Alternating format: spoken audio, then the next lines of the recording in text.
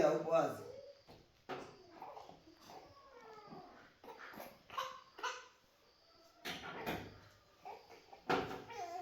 Habari za saizi? Salama tu, leo toka hapo. Salama, umeendelea nyumbani? Salama kabisa. Karibu. Asante. Wakako. Bila shaka wewe unaitwa Yusuf. Ndio. Bila shaka unaitwa Yusuf. Ndio. Na wewe unabembeleza mtoto wakati mamake yuko au mamake yuko? Mamake ni mtoto kutoka kidogo. Unataka hiyo kwa mimi niko nyumbani siku ya leo, niko off. Kwa hiyo itabidi tubaki naye bana. Mtu wa kazi hakuna. Bwana anasumbua sana au ndio desturi yake kujalia? Hivi kulia ni kutokana na kwamba kwa sababu sasa hivi ni asubuhi, bado hajaweza kuoga na kunywa maziwa kama hiyo desturi yake. Kwa mama yake yuko mbali sana. Huwa anatoka kawaida, anatoka asubuhi kwenye kundi ya saa 6. Naweza nikambeba kidogo? Unaweza.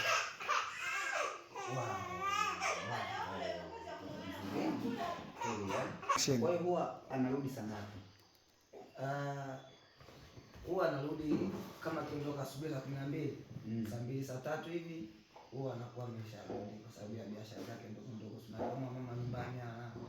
Okay, kwa hiyo huwa hachukui muda mrefu sana.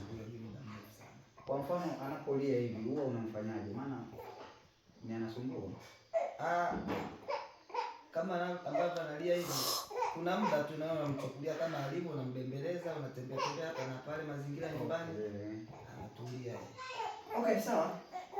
Mimi naitwa Mr. Sai. Ndio. Natumaini unanifahamu vizuri zaidi. Pia ndio yule ambaye tulikuwa tunawasiliana kuhusiana na mahojiano. Bila shaka unanifahamu. Inawezekana nikakufahamu zaidi baada ya kunitambulisha zaidi. Okay, sawa. Kwa majina naitwa Mr. Sai. Natokea katika kijiji cha hapo Kisegese. Pia najishughulisha sana katika masuala ya ununuzi wa nyumba na kuuza nyumba. Kwa hiyo kitu ambacho nilichokuwa nimekujia hapa, kuna mtu nilikuwa nawasiliana naye, akawa ameniambia kuna nyumba iko kijiji hiki ni inauzwa, na mimi nimetoka moja kwa moja mguu kwa mguu kuja mpaka katika ile eneo. Sasa sijui kama nitakuwa nimekosea au niko sawa. Kiufupi hujakosea. Na tusiende mbali sana, bila shaka nyumba yenyewe ndio hii. Okay.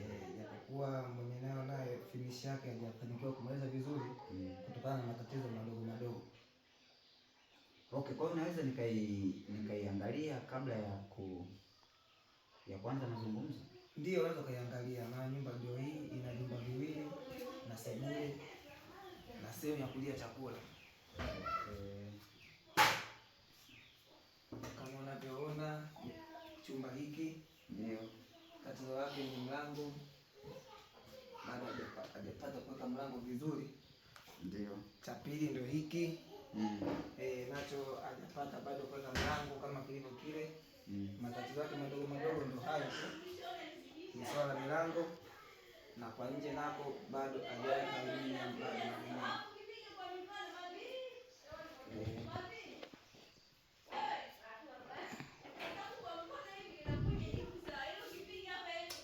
Sawa.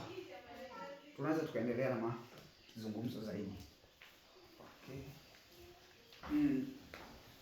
Sawa, nyumba nimeiona na nimeipenda. Iko katika mandhari nzuri na iko pembezoni mwa barabara, kwa hiyo hata nikitaka kwenda mahala naweza tu nikawa nasimama barabarani, usafiri unakuja. Maana unajua sehemu ambapo nyumba ipo alafu na barabara ni sehemu nzuri sana.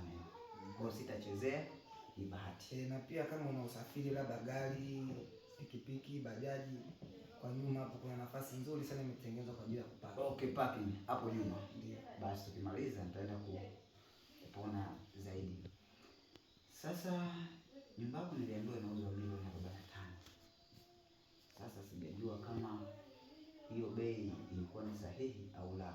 Ila kwa kitu ambacho mimi nimeambiwa na yule mtu wa kwanza kwamba ofa yake ilikuwa ni milioni 45.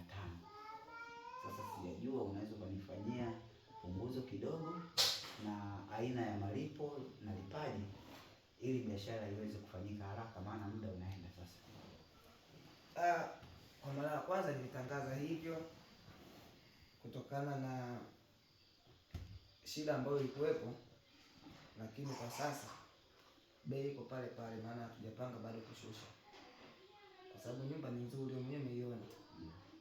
Maana sio kwamba labda unapouziwa samani zilizomo ndani zinatoka, hapana, hamna kinachotoka. Okay, hakuna kitu kinachotoka. Kwa hiyo haya masofa hivyo, TV, meza, vyote na vitanda vilivyoko kwenye hivi vyumba, sawa, yani vyote vinavyoviona.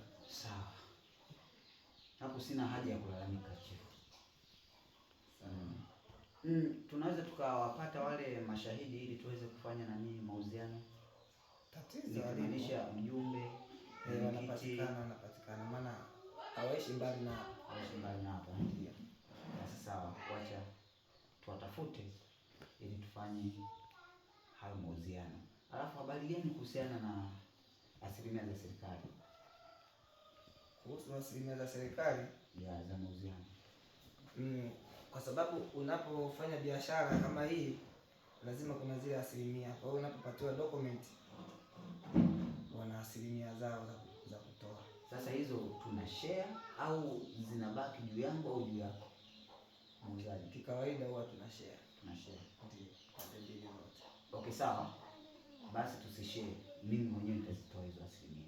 Basi sawa. Asante sana.